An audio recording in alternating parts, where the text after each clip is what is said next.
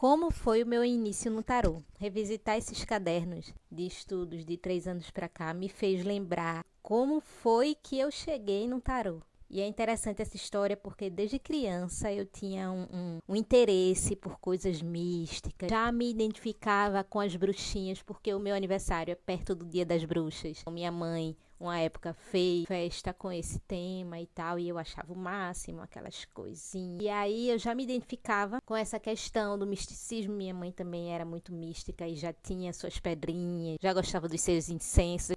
Frequentava uma loja que chamava Além da Lenda no shopping. E eu lembro que aí eu fui crescendo, né? Continuei me identificando com várias coisas. Lembro também de uma feira de ciências que eu fiz com uma amiga de infância, que a gente devia ser mais ou menos quarta série. Na época a gente criou na feira de ciências da escola uma tenda mística. Então era uma tendinha com um tapete no chão, com almofadinhas indianas, com incensos, com as pedrinhas.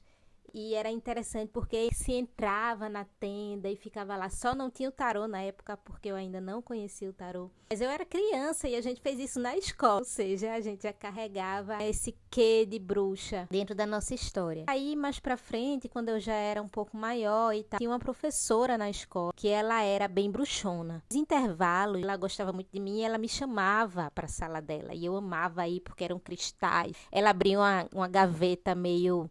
gaveta secreta, assim, tinha vários oráculos, pedrinhas e coisinhas assim místicas. E aí ela fazia os atendimentos dela no intervalo da escola. E eu lembro que eu amava, passava todo o intervalo lá, de misticismo, ocultismo, oráculos e coisas místicas, cristais. Ela tinha um pêndulo que ela usava também no atendimento dela, eu achava o máximo, eu achava uma super referência. E aí, quando foi mais próximo, em 2019, eu estava vivendo muitas mudanças na minha vida. Nessa época eu até raspei a cabeça, foi uma mudança muito profunda que eu vivenciei. Foi de dentro para fora, assim, eu mudei várias coisas, vários padrões que eu vinha tendo. E eu comecei a buscar essa questão do tarô, dos oráculos. E o meu primeiro oráculo foi esse aqui, o oráculo astrológico. Eu comecei a estudá-lo.